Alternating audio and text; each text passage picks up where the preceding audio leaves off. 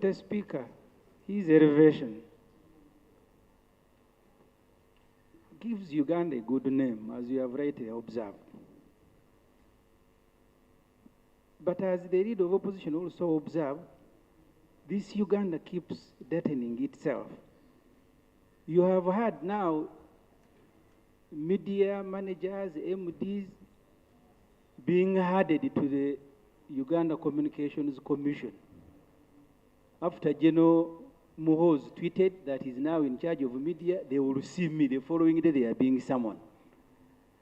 The outside is very, very careful. Honorable Ssemujju, not Seungu. Seungu is Catholic. Honorable Ssemujju Ibrahim, can't you ever, for once, finish what you want to present in the House, what you want to deliberate upon, without mentioning a name from the first family? I can, Madam Speaker, if the first family is still being in charge of Uganda. Are they here for you to discuss about them? If somebody was here, I have no problem with discussing a person who is here. Let's get serious. Yeah, but Madam Speaker, even the one who is supposed to be here has never stepped here. The Minister for Education, has she ever stepped here? Okay. But the point is about the media. Honorable Minister, I have Honorable Gwang here, who is the Minister of Education, a State Minister of Education and Sports. So stop saying that there is no Minister of Education here. Next item. Yes, Lillian. Right, Honorable Speaker, I want to thank you for this opportunity. Right, Honorable Speaker, wouldn't it be procedurally right if this House grants Ssemujju an opportunity to Honorable Ssemujju Nganda an opportunity to maybe meet and interact with the members of the first family directly, so that we can spare time of this Parliament to discuss other issues? On my communication. Thank you, Right Honorable Speaker. I want to firstly join in wishing our Muslim brothers and sisters a wonderful holy month of Ramadan. Honorable, I also want to appreciate the update you've given to us about the Deputy Speaker. You see, this is a beautiful country. There's a lot of good about our country that we need to tap into. The challenge is that there are also those who are always trying to make sure that a lot more of the bad is out there, and yet there is good about this country. Honorable Speaker, before coming here, I passed by hospital. Honorable members, first join me in congratulating the Speaker. The deputy. We did, and we joined in again. I didn't hear you must congratulate the Deputy Speaker. This is a big achievement for this Parliament. Yes.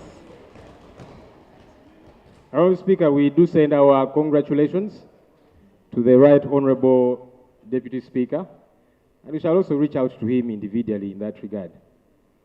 Honorable Speaker, I was saying that before I came to the House this afternoon, I passed by hospital to visit a journalist called Miracle Ibra. He's a top television journalist who was brutalized yesterday. His eye was shattered. Yesterday we went for the nomination of my party's candidate, one Arias Luimba Zinalukola, for the Kawempe North by-election. Honorable Speaker, after the nomination, Switch on. Switch on. Honorable Speaker, the candidate was assaulted, taken away. A couple of people were picked up and others brutalized. This particular journalist was descended onto by men in JAT uniform. JAT is Joint anti-terrorist task force. These are people who are meant to go out there and deal with terrorists.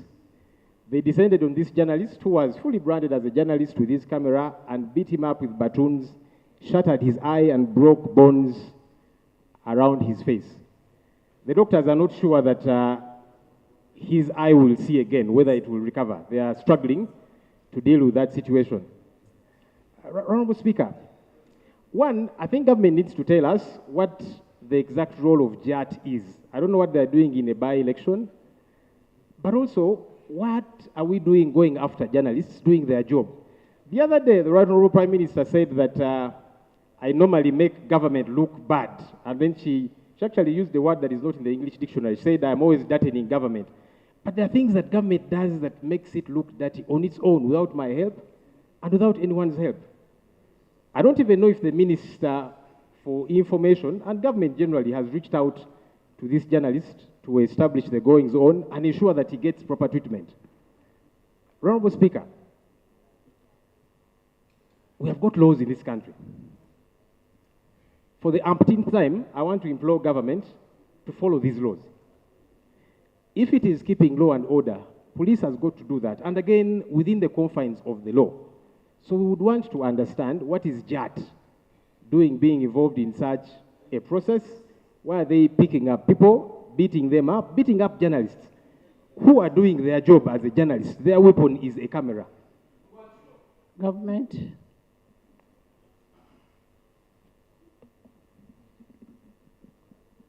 Thank you.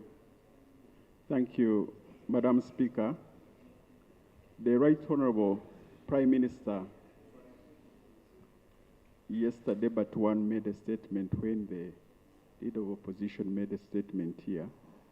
While what he's saying, we sympathize with the person who has been injured, and also to note that some of these actions are not sanctioned by government, but also it's important, you can imagine now, it's important that when you come on the floor of the House, you come at least with some details so that we know where to start from.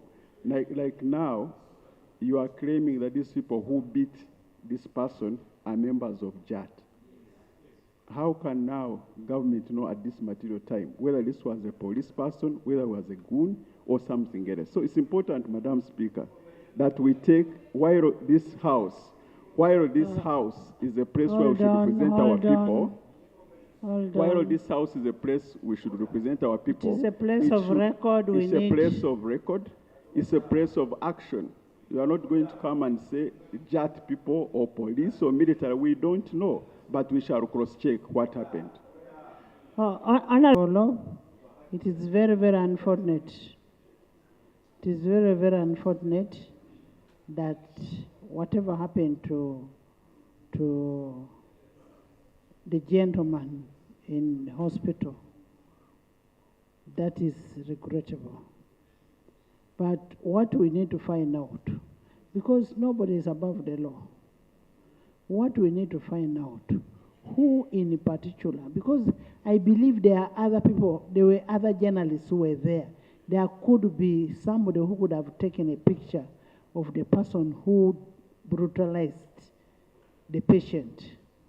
Let's have that information, and then we make a follow-up of that information, and we take action.